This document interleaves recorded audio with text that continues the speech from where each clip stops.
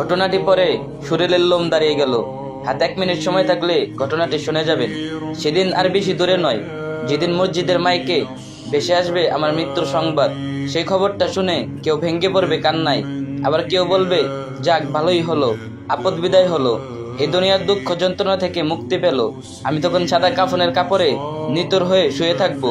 মানুষের ভিড় আমার চারপাশে, কিন্তু আমার ঠোঁট আর নড়বে না।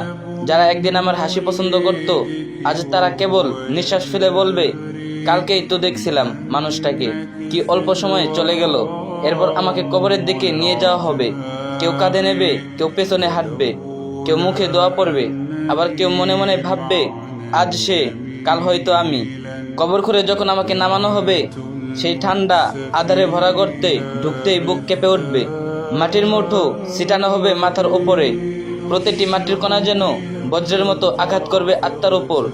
সবাই বিদায় জানিয়ে ফিরে আসবে, আমি তখন একা, চারদিকে অন্ধকার, কেউ নেই। ঠিক সেই মুহূর্তে হাজির হবে 2 ফেরেশতা, মুনকার ও নাকির। তাদের ভয়ঙ্কর রূপ রাজ্যধ্বনির মতো কণ্ঠে ধ্বনিত হবে প্রশ্ন, কে তোমার রব, তোমার দিন কি, তোমার নবী কে? সঠিক উত্তর দিতে পারলে কবর বিস্তৃত হবে জান্নাতের বাগানের মতো, আলোর ঝর্ণা প্রবাহিত হবে চারদিকে। কিন্তু যদি কেউ উত্তর দিতে না পারে, তাহলে কবরের চাপ আমাকে এমনভাবে চেপে ধরবে যেন হাড় ভেঙে গড়িয়ে যাচ্ছে। দূর আকাশ থেকে নেমে আসবে অগ্নিশিখা, সাপ বিচ্ছু কামড়াবে দেহ। চারপাশের আধারে কেবল ভয় আর যন্ত্রণায় ভরিয়ে তুলবে। সেদিন আর বন্ধু থাকবে না, পরিবার থাকবে না, থাকবে শুধু আমার আমলনামা। যদি আমলনামা ভালো হয়, আল্লাহর রহমতে মুক্তি মিলবে, আর যদি গুনাহ ভরা হয়, তবে কবর হবে জাহান্নামের এক টুকরো অংশ।